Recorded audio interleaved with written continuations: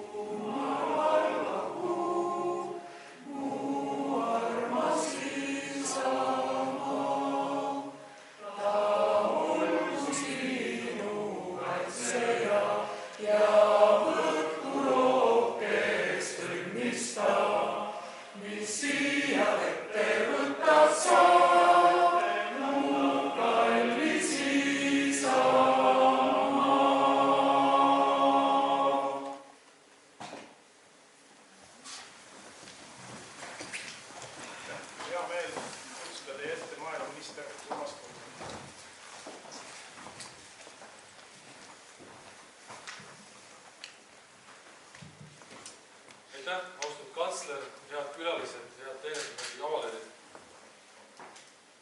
Meie kalli riigi sünnipäeva eel on alati pidulikum hetk kui igapäevaselt.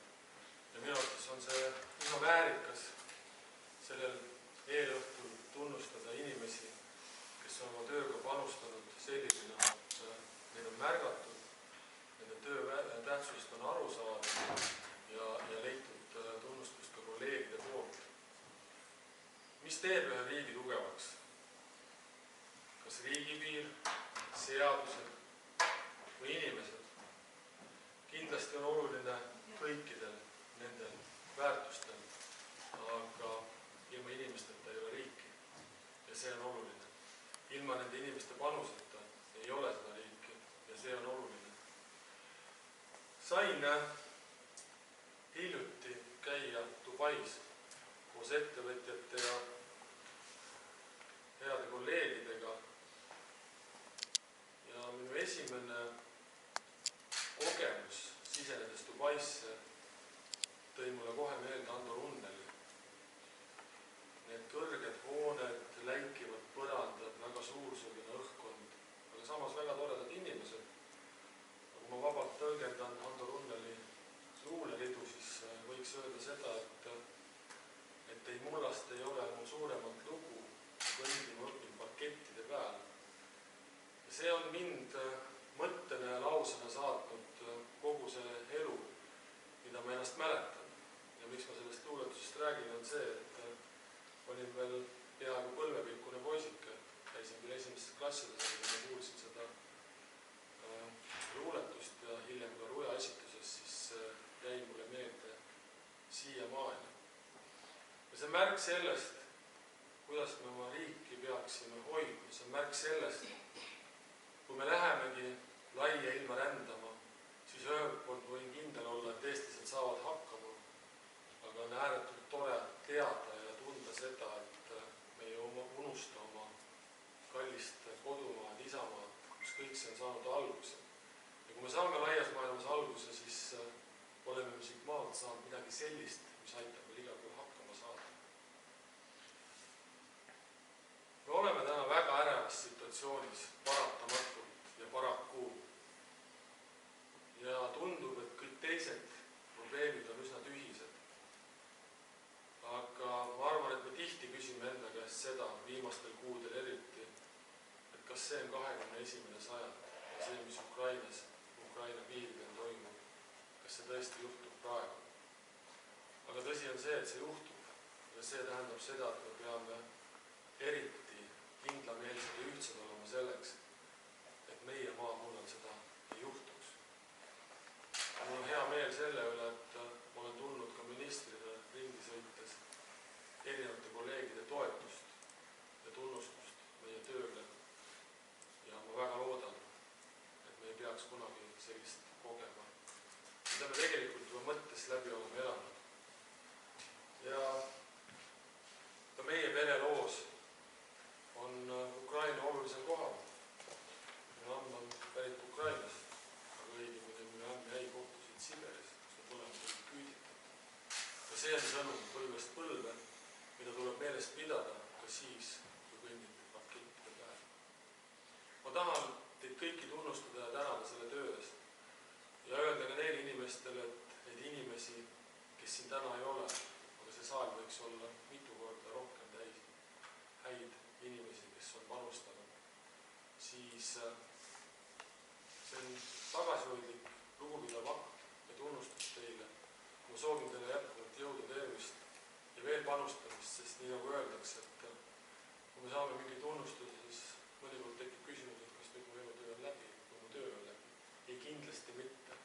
Neid tunnustusi võib tulla veel ja veel, aga täna on see hetk, kus me tunnustame oma inimesi, oma koostööpartnereid ja neid inimesi, kes meiega selle ühel teel on käinud.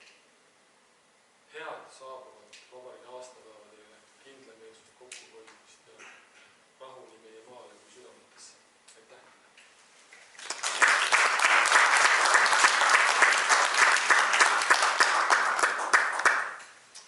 On hea võimalus teie ette kutsuda Maailmamuuseumite juhataja Merike Langi, kes ei räägi teile millestki muust kui kiluvõile.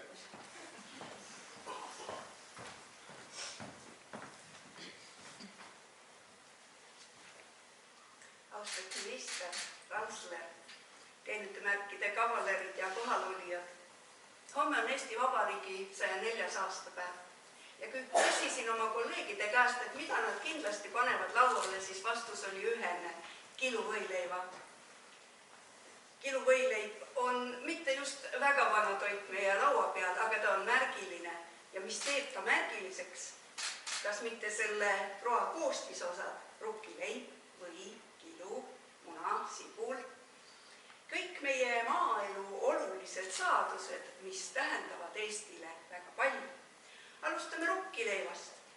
Me tunneme rukkist juba üle 1500 aasta. Ta ei ole mõjutanud üksnes meie toidulauda ja kombeid, vaid on andnud meile ka Eestile ainuomase hoone, see on rehemaja. Oma funktsionaalsuse tõttu nii ajaloos kui tänapäeval on etnograaf Heiki Pärdi nimetanud rehemaja Eesti Nokiaks. Rehemajas kuivatatud rukis oli mõisate väljaveo artiklina oma eriliselt kuiva tera tõttu kuulus Lääne-Euroopaski ja andis mõisatele suurt rikkust nii idas kui läänes. Rukkis on andnud meile ka esimesed tunnustatud rukkiaretajad alates Kraftbergiga. Eesti oma rukkisort Sangaste hõlvas 1935. aastaks pool rukki külvipinnast. Üks minu tuttav Rootsi väliseestlane jutustas kord, et eestlased olid saanud tänu rukkileivale jalad alla. Nimelt olevat Rootsi hambaarstid avastanud, et eestlaste hambad on tugevamad kui rootslaste omad. Ja tehti järeldus, et kuna eestlased on kasvanud rukkileiva peal, siis sellest tulenevalt. Ja muidugi taolise reklaami peale olevat hakanud siis toimetamad Eesti naised kohe oma koduahjudes rukkist või leiba küpsetama ja müüsid seda oma maja ees tänaval. Varsti tulid ka esimesed poed. Kuigi Eestis on rukki osatähtsus sõjaeelse ajaga võrreldes langenud, on siiski läinud üha suuremasse hinda oma leiva valmistamine ja päts rukkileiba või peotäis leivajuuretist on oluliseks kodumaalt kaasa võetavaks kingituseks meie Y-põlvkonna võõrsile välja lennanud noortele. Tunnustatud Eesti toidu pääsukese märki on saanud vist üle 100 rukki toote, igatahes raske oli neid kokku lugeda kodulehekülje peal. Edasi muuseumid omavad vanu või tegemise riistu, alustades männast koorekirnuga kuni keerulisema võimasinani.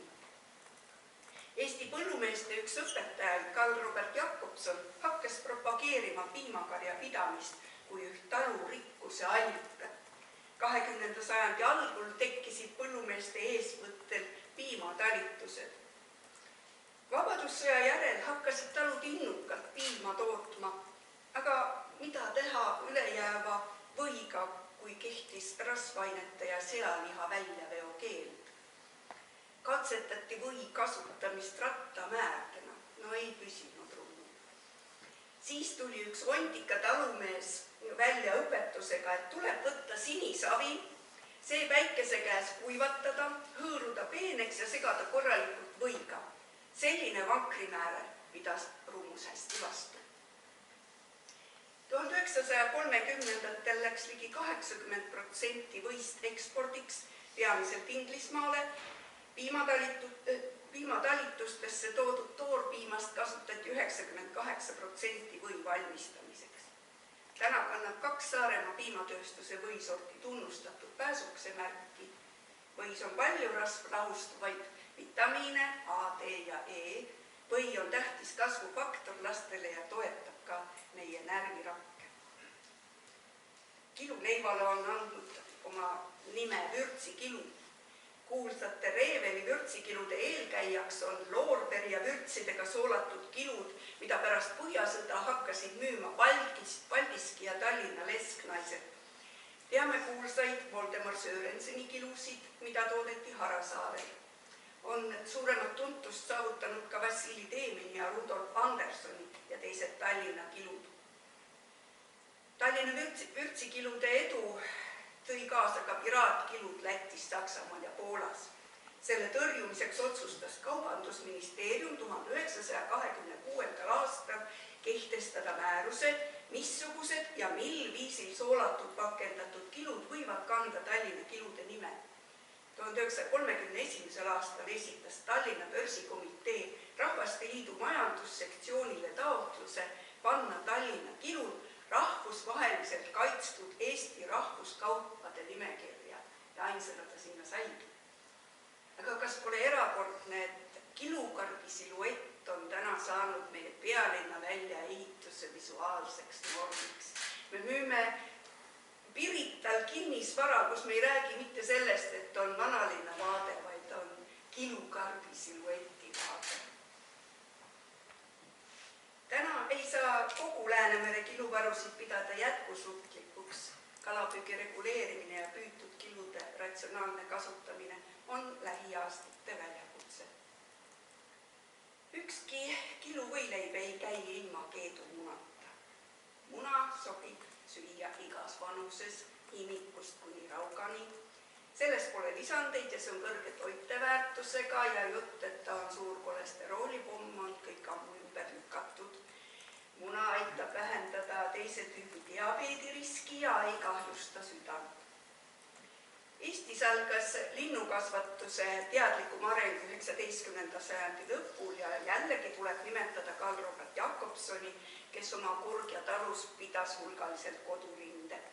1919. aastal asutatud Eesti linnukasvatajate seltsi kaasabil toodi Taanist, Rootsist, Soomest ja Saksamaalt tõulinde, aga kanamunad eksporditi Inglismaale, Saksamaale ja Šveitsi. Pärast teist maailmasõda oli jäänud järele vaevalt kolmandik kodulinde. Tööstuslik pidamine sai alguse 1956. aastal asutatud Tallinna linnuvabrikuga ja hakati ehitama suuri linlaid.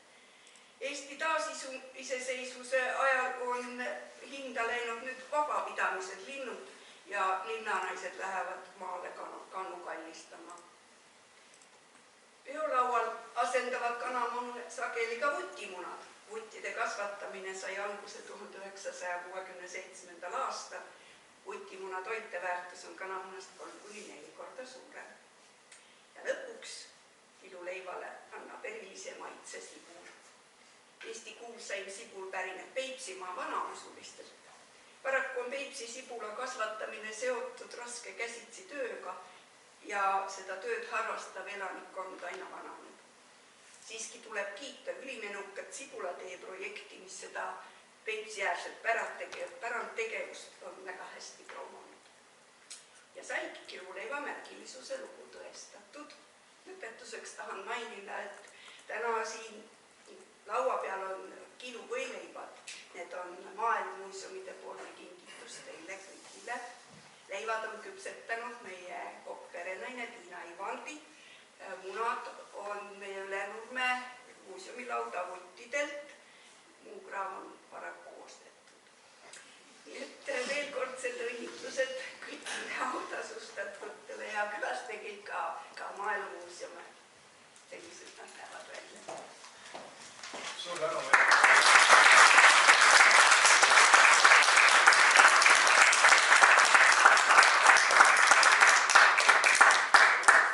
Kindlasti tahame tänada kõigepealt ka selle ettekande eest ja selle emotsiooni eest, mida siia saali paisati.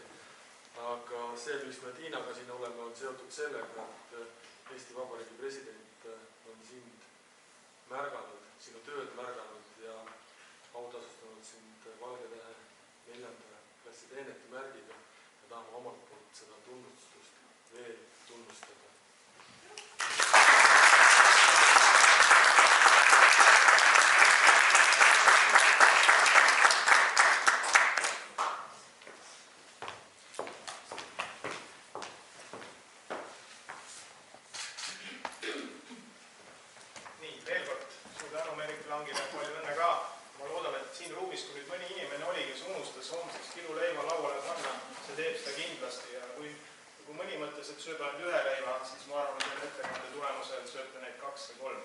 Suur tänu teile.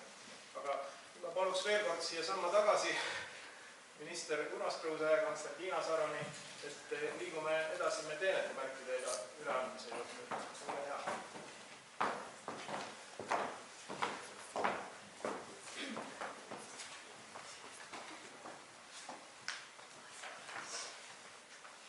Alustame hõbedaste teenetemärkidega. Agra Univer.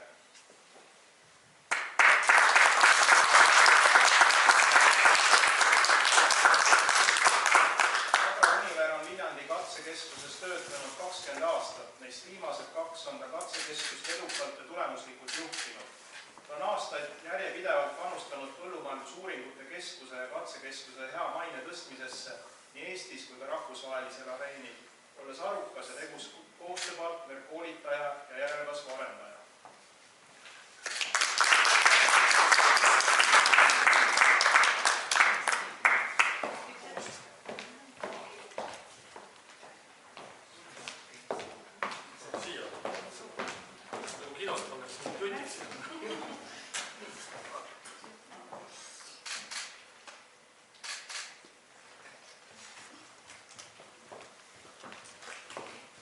Aime Lokk.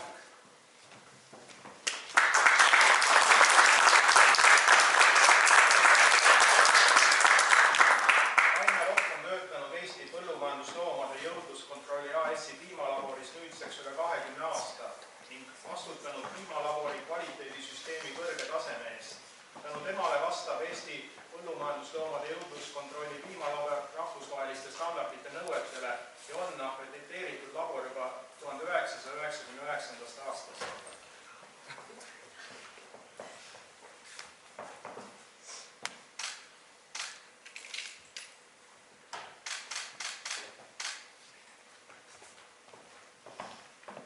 Anu Greenbaum.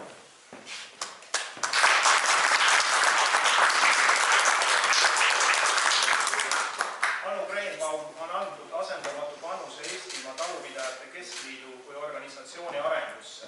Lisaks on Anu juhtinud viimased 4 aastat põllumajandustootjate asendusteenuse korraldamist. Märkimisväärne on Anu pühendumus ja soov aidata talunikke organisatsiooni tegevuste kaudu. Ta on aktiivselt teinud koostööd nii Maaeluministeeriumi kui ka PRIA esindajatega.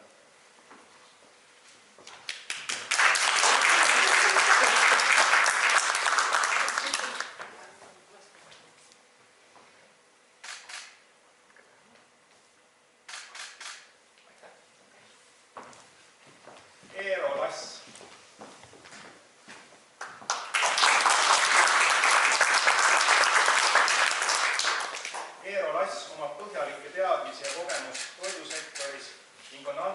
märkimisväärse panuse toidukultuuri edendamisse. Ta on tegelenud kohaliku toidu edendamisega OÜ-s Kikas viimased 25 aastat ning on praegu ettevõtte tegevdirektori juhatuse liige. Oma tööaastate alguses panustas Eero linnukasvatuse tõuaretusse ning linnuliha ja munade tootmisesse.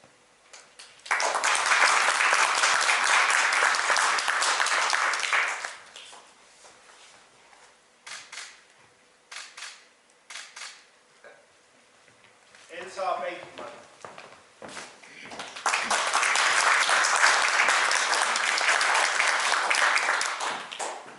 Elsa Peitmann on ametnikuna üle 24 aasta pühendunult panustanud toiduohutuse valdkonda, aidates üles ehitada usaldusväärset toiduhügieeni tagamise süsteemi. Elsa on eeskujuks kolleegidele oma äärmiselt põhjaliku ja süsteemse lähenemisega ning on tänu pikaajalisele kogemusele valdkonnas väärtuslikuks toeks mitmete probleemide lahendamisel.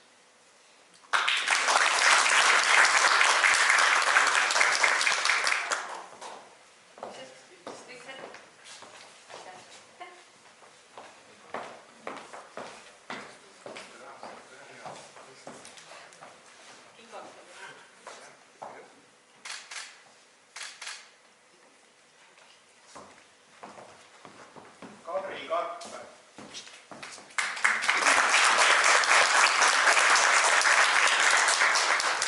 Kadri Karp on Eesti Maaülikooli aiandusvaldkonna juht ja õppetooli hoidja, keda teavad Eestis kõik aiandusettevõtjad. Ta on aianduse valdkonnas üks aktiivsemaid täienduskoolituste, infopäevade ja seminaride korraldajaid ning valdkonna populariseerijaid. Lisaks aiandusettevõtjatele on ta koolitanud ka konsulente ja hobiaednikke.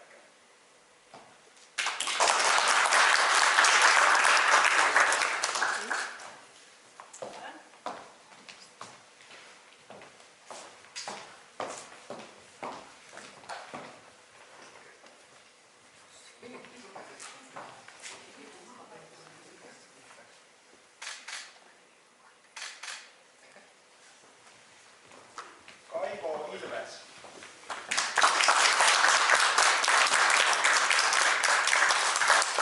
Kaivo Ilves on jõudluskontrolli süsteemis töötanud alates 1996. aastast. Alates 2002. aastast juhib ta Eesti jõudluskontrolli organisatsiooni, olles jõudluskontrolli keskuse direktor, pärast asutuse reorganiseerimist Eesti põllumajandusloomade jõudluskontrolli juhataja. Kaivo seisab Eesti põllumajandusloomade jõudluskontrolli ja selle töötajate eest tasakaalukalt ja kindlalt. Tema juhtimisel on ettevõttest kujunenud parimat kaasaegset tehnoloogiat kasutav ettevõte, kus on tõhus töökorraldus ja hea tööõhkkond.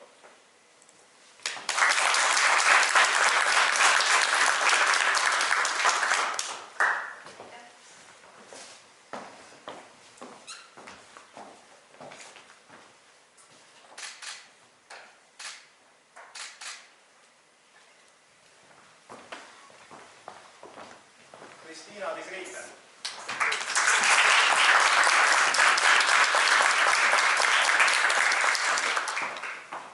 Kristiina de Grete töötab Maaeluministeeriumis alates 1996. aastast. Ta on panustanud Eesti seemnesektori arengusse alates ettevalmistustest Eesti ühinemiseks Euroopa Liiduga. Tema eestvedamisel on tehtud olulised muudatused seemnete sertifitseerimise süsteemi kaasaegseks muutmisel ja ajakohastamisel, tagada seemnete tootmise kestlikkus ja valdkonna areng. Kristiina on olnud aktiivne panustaja seemnesektori rahvusvahelises suhtluses.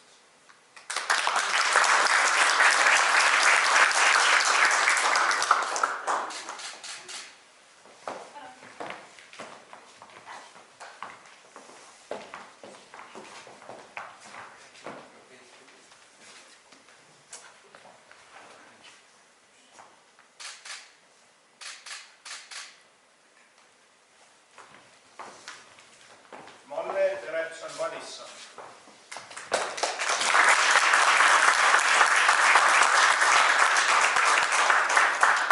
Malle Terepson-Madisson töötas Räpina aianduskoolis pikalt ja edukalt botaanikaõpetajana ning oli aiandusõppe raudvara kõik oma tööelu 55 aastat. Lisaks õpetaja ameti pidamisele on ta olnud kursuse juhataja paljudele õppuritele.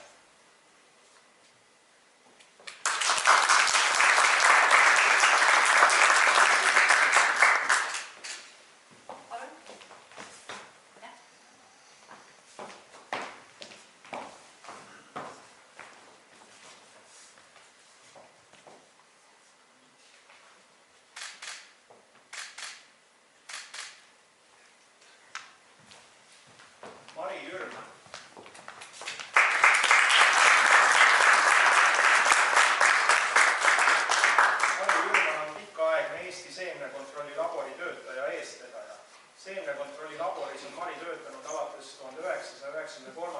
aastast, millest 21 aastat laborijuhatajana. Oma tohutu pühendumuse ja hingestatusega on ta viinud Eesti seemnekontrolli maailmakaardile, tänu millele on üldse võimalik meie seemnevilja müüa ka mujal maailmas. Mari eestvedamisel on labor saavutanud rahvusvahelise tuntuse ning maailma üks suuremaid heinaseemne tootjaid tellib laborianalüüse just Põllumajandusuuringute Keskuse seemnekontrolli laboris.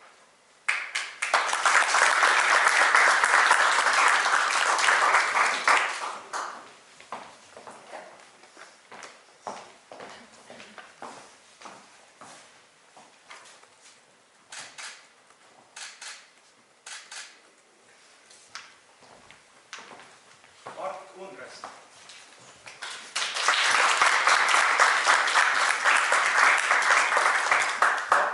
On andnud suure panuse kalandussektoris tegutsevate tootjaorganisatsioonide arengusse ning tõhustanud värskete ideede uudse lähenemisega nende ühistegevust. Ajal, mil Mart juhtis Eesti kalatootjate keskühistut, valmis Euroopa Merendus- ja Kalandusfondi strateegiakava toetusel Paldiski kalakomponendi tehas, mis on viimaste aastate üks märkimisväärsemaid kalandusvaldkonna projekte siinses regioonis. Eesti Kalurite Liidu ja tootjaorganisatsioonide juhatuse liikmena lööb Mart aktiivselt kaasa valdkonna arengut ergutavates tegevustes.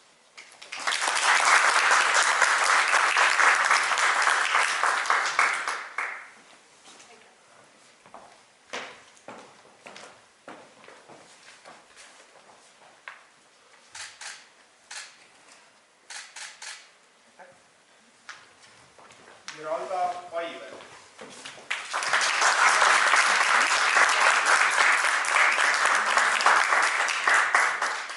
Tänavu täitus Miralda Paivelil 36 aastat Oluspere teenindus- ja maamajanduskoolis.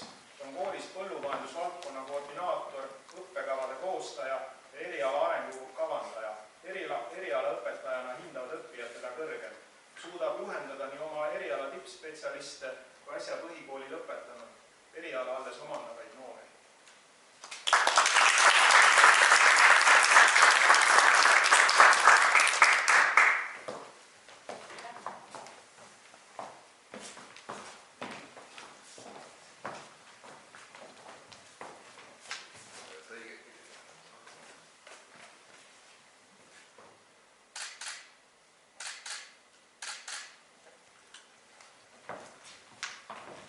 Peeter Nikolai Skjolki.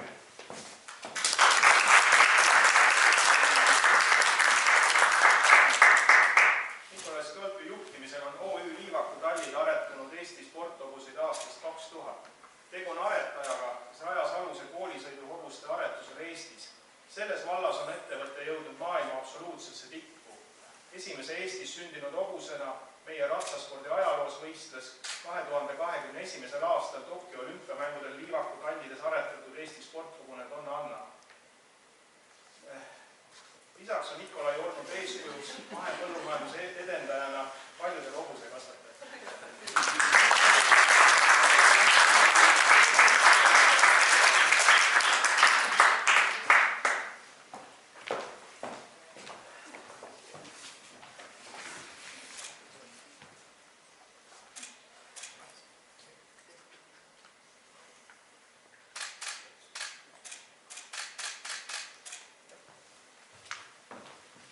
Toivo Jürisson.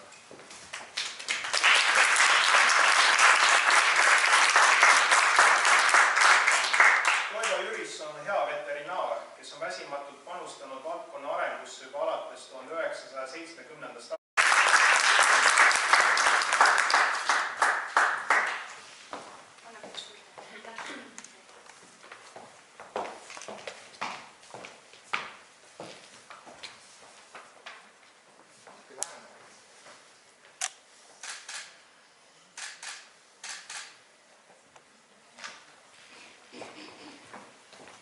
Ursula Voorraad. Maaeluministeerium tunnustab aktiivset koostööpartnerit Ursula Voorraadi aastate pikkuse panuse eest Tori hobusетõu, vana Torisuuna hobuste säilitamisse ja tõu propageerimisse nii Eestis kui Saksamaal. Udel on hingelähedane vana Tori hobuse käekäike säilitamine ning ta on olnud väga pikalt selle ohustatud tõu eest kõneleja. Tema silmis on selge, et see on hobune, keda maailm vajab. Ute on võtnud südameasjaks tagada, et see ainulaadne tõu ja meie kultuuripärand jääks püsima.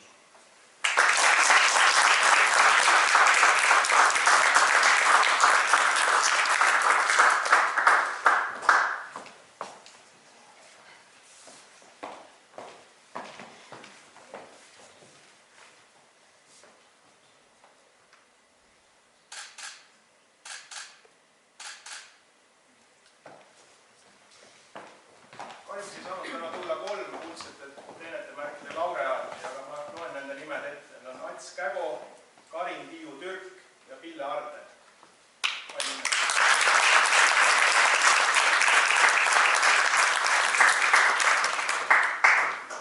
Lavale Meelis Annuse Maaelu Edendamise Sihtasutusest, kes annab üle auhinnad parimatele karjakasvatajatele. Austatud minister, kantsler, kavalerid ja külalised. Tõeliselt rõõm ja hea meel on siin sellise inimeste eest seista. Mälgisin kõrvalt ja vaatan, et paljud olid neist juba alustanud põllumajandussektoriga siis, kui mind pole veel sündinudki. Aga silmis on ikkagi sära. See on hea märk, et ei ole see põllumajandus nii raske, et see sära ära kaoks ja teeks seda kuidagi vastu tahtmist. Minu see ongi see, mis selle maaelu elusana hoiab. Enne kui ma hakkan, ja minu poolt tänud, kiitused, tunnustused ja õnnitlused teile nende märkide puhul.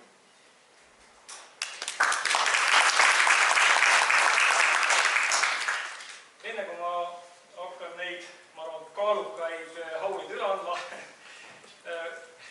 avaldan ka paar mõtet selle loomakasvatussektori kohta. Kui ma eile veel täpsustasin andmeid, et kuidas seal sektoril läheb, siis väga kahju vaadata. Nii piimakari kui ka lihavestide kari on 2021 taas jälle vähenenud. Küll vähe, aga märk on väga selge. Ja kui mõelda seda, et tegemist on ikkagi tegelikult sellise elustiilis tööga, mis võtab sul 24/7, mis on hästi reguleeritud, seal on loomade heaolud, toiduohutus, mida kõike keskkond. See on raske töö ja nüüd kõikide asjadega tuleb hakkama saada ja kõige tipuks on see, et tegelikult selle tänane toorme hind ei kata ära neid kulusi, et oleks võimalik investeerida ja normaalselt nagu majandada ja kasumit teenida. See on väga keeruline sektor ja hea meil on näha, et tegelikult see vähenemine ei olegi nii suur, et tuleb igas asjast ka positiivselt leida. Siis hakkas mõtlema, et kuidas mina seda sektorit siis toetan. Ja piinlik oli küll, et tuli meelde, et need reklaamid, mis meil televiisorist tulevad, on ikkagi see, et jälgi kollast silti, lähen poodi, kuidagi vaatan pikkjuustulett, võtan selle karbi, vaatan, täna hea päev, ei pea maksma 4 eurot, saan 2, võib-olla 90-ga. Samamoodi ka singiga. Ja siis lähen käin terve poe läbi ja tegelikult lavan nende korvi asju täis, maksan kassas võib-olla 5-60 euri. Hakka mõtlema, et piinlik, et nüüd 2 euri pärast siis nagu tegelikult tegin valiku, mis võib-olla seab need mõlemad sektori jätkusuutlikkuse ohtu.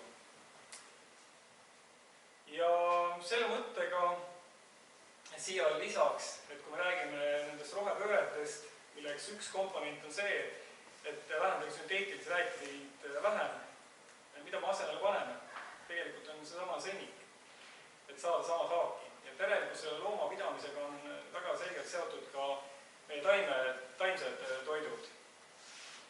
See on nagu see, mida me peaksime teadvustama ja võib-olla sellel seltskonnal on seda ka vale siin rääkida, aga ehk see mõte ikkagi idaneb edasi ja liigub oma soodu. Et kuidas me saame toetada on ikkagi see, et võib-olla teha vastu kampaaniat, teha need valikud, kus me ei vali ainult selle kollase sildi järgi ja maksavad neile tublidele tegijatele väärilist tasu selle töö eest. Ja vastutasuks saame selle värske toidu ja värske toit on tervislik toit. See on selge. Et sellised mõtted siis minu poolt nendele 2 sektorile ja nüüd on mul siis hea meel asuda nende väärikate inimeste autasud üle andmise juurde, kelle siis žürii on välja valinud 2021 parimad karjakasvatajad. Kuidas žürii valis neid nominente oli päris palju. Jälgisime seda, et erinevad näitajad, mis näitab selle toote kvaliteeti, olid tõesti nendel välja valitutel parimad. Mis tähendab seda, et tegelikult osatakse toota väga kvaliteetset toitu Eestis. Teine kriteerium, mis mulle selgus võib-olla siis, kui see otsus oli langetatud, on see, et kui ma hakkasin need ettevõtted tausta vaatama täpsemalt, mõlemad ettevõtted on teinud otsuse, et nemad ei vähenda karjääri. Kuidas? Sellest võib-olla siis, kui juba on need kujud üle ja nimetan nimed. Muidugi te olete pressiteadet näinud, et nimed pole saladus, aga siiski, teeme põnevat.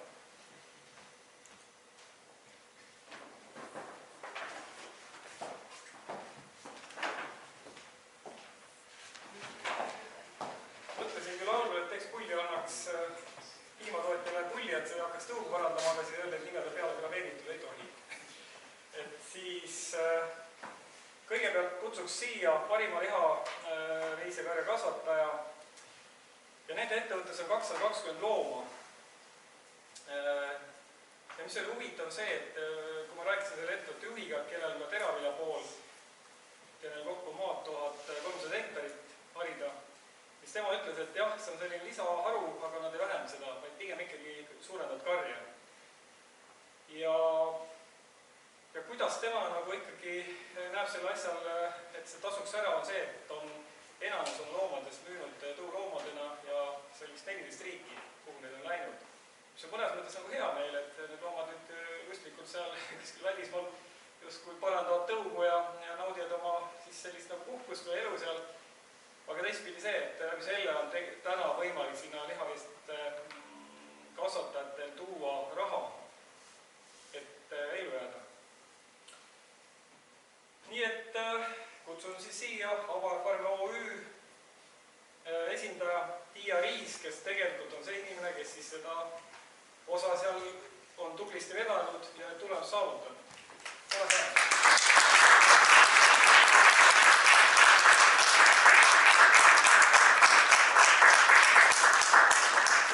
Kuidas me nüüd alustame, et kõigepealt kindlasti siis selline tunnistus, mis saab seinale panna, siin väike kivisööt lisaks ja siin on siis selline kaalukas autasu, mis peaks kaunistama teie kontorit või kus sa ei teadnud mahu. Ma ei tea, nüüd oleks vaja mõnda meest ka appi, et sa näitad koju viia, aga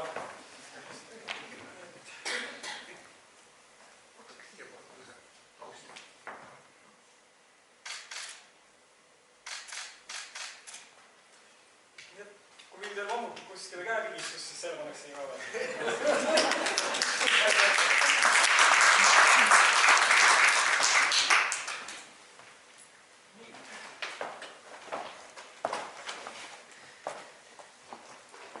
Teine on siis parim piimakarja kasvataja 2021, et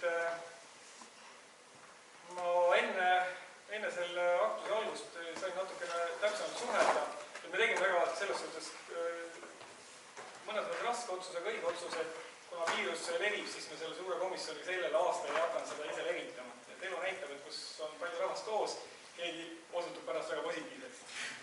Aga kui ma rääkisin, siis selgus see, et neil sai valmis eelmine aasta noorkarja laut, mis näitab seda, et tegelikult ikkagi vaadatakse tulevikku ja investeeritakse, et see tootmine oleks jätkusuutlik. Ja huvitav oli kuulda see, et mulle räägiti innovatsioonist, mida siis selle ettevõtte juht oma ettevõttes rakendab ja sain teada, tõesti ma olen ka pikalt olnud selles sektoris, sain esimest kord teada, et neil on siis kasutuses vasikate söötmise robot. Vasika selle roboti juurde, või robot sõidab siis mööda siis seda farmi ringi ja pakub ise toitu. Päris mugav. Ja ma usun, et äkki siit tuleb ka mingisugune selline lisakilod või looma heaolu, et ehk tuleb see ka rahaliselt tagasi. Ka neil on kuskil 2000 hektarit maad ja see pani mind mõtlema seda, et jällegi need asjad on võimalik hoida ilusti toimimas, kui tegelikult te tegelete ainult väga peenelt kas siis teravilja või ühe sektoriga. Et kombineeritult nad peavad parem vastu. Aga selline mõte lihtsalt tekkis täna neid mõtted mõeldes. Nii, aga et ma pikalt nüüd ei hoia kinni teid, siis parim piimakarjakasvataja 2021 on Kõpu PM-ist Viljandimaalt Tõnu Preimann.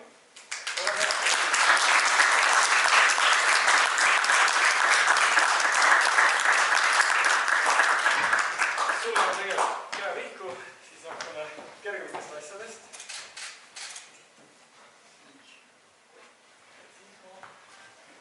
Kui peaks teie karjas, siis ka nüüd rõõmsalt oma koha leidma.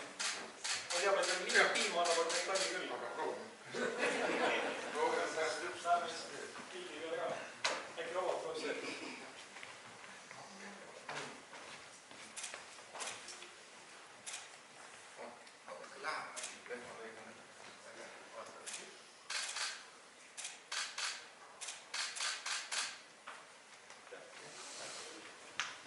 Ja sellega on minu aasta ka lõppenud ja tõesti, nii nagu minister ennem mainis, et tegelikult on väga oluline ka see, et need inimesed moodustavad selle riigi ja et see riik saab pidada taas järgmist sünnipäeva. Et ma olen igal aastal ka need kiluleivad ära teinud, vahest isegi üksi olles, aga see on üks oluline märk küll ja tõesti minu poolt ka, et soovin kõigile head vabariigi aastapäeva ja peamisele sünnipäeva, et see riik meil ikkagi kehtiks aegade lõpuni. Aitäh!